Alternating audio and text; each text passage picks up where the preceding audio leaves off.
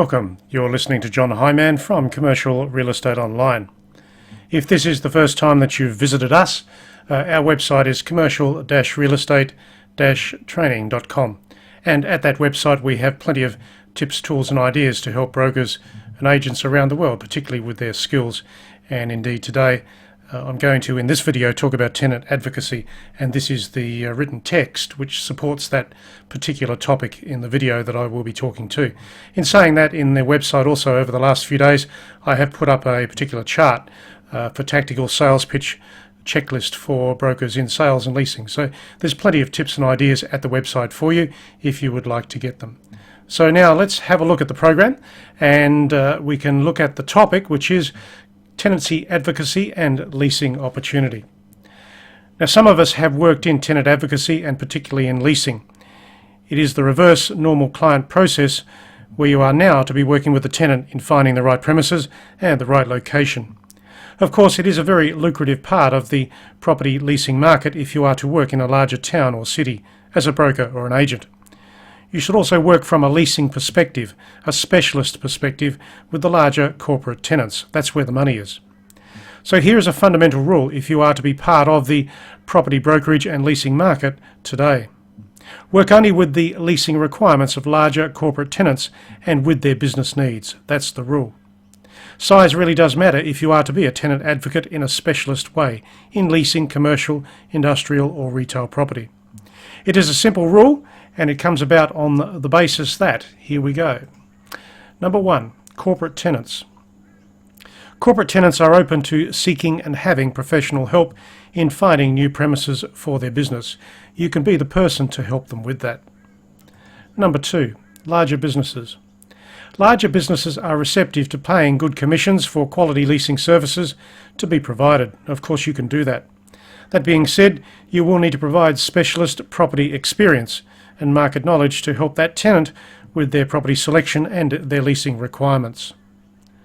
Number three, most corporations don't have property specialists in their employ that have the time or the experience to find the right premises to occupy in your town or city, so you can be the person to help them with that. Number four, tenants of this type will not flinch at signing an agency or a broker appointment to act. Most particularly, they can see that there is great benefit when it comes to working with a true property specialist for the property type and the location. Number five, specialist consultants. You can work with other specialist consultants such as engineers, architects and property development specialists to help find the right property for the tenant in relocation. Number six, prime locations and properties. Many of the corporate tenants today look for quality premises in prime locations and, of course, quality buildings, that being A-grade or prime buildings. On that basis, the rental will be higher and your subsequent fees and commissions similarly large. Your fee, of course, should be based on the lease result, and that will include the term of the lease and the amount of the rental. Number seven, the right premises. Your job would be to find the right premises in the short list of potential property locations. You then need to provide the right services to protect the tenant as part of the lease negotiation and rental outcome. This, of course, is the reverse to normal client-landlord relationships. Your job would be to negotiate the lowest and fairest rental for the best property that suits the tenant requirements. And of course, the tenant is your client. So let's go up the tree here a bit and look at some other facts. Don't waste time with the smaller tenants in the leasing market. Given that the commissions and fees that we receive are usually charged on an achieved rental level. When you work with smaller tenants with lower levels of rental, the fees for the work involved can be negligible. Some of the smaller leasing transactions are as much work, if not more, than the larger property transactions today. So this can be a lucrative part of the property market, and that, of course, is tenant advocacy. For you as a broker or an agent specialising in leasing. This doesn't mean that you overlook the traditional leasing work and the services provided to landlords.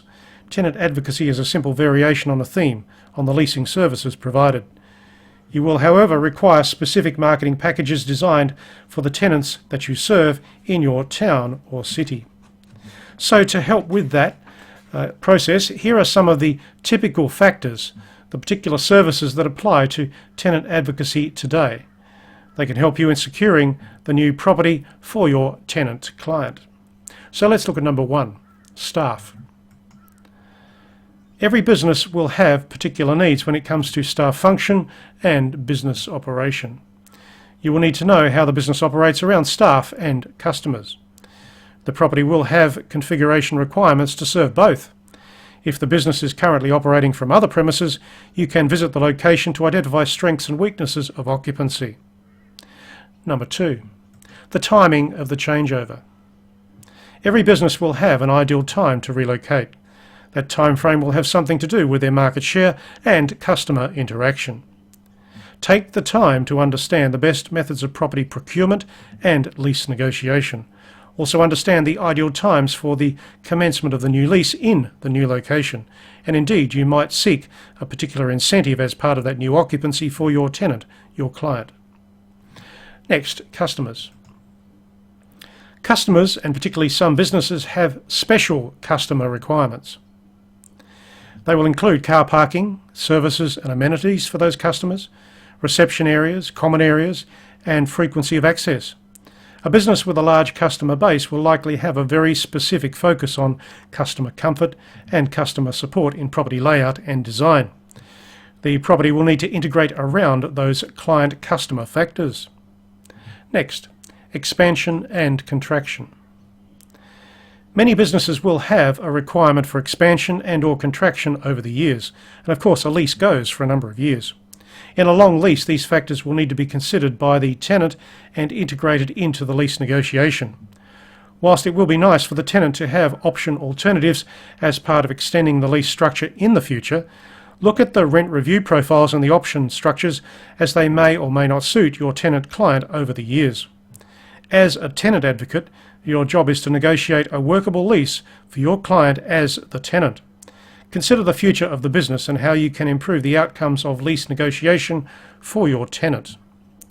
Number 5, areas for occupancy. There may be certain special demands on areas of occupancy for that tenant.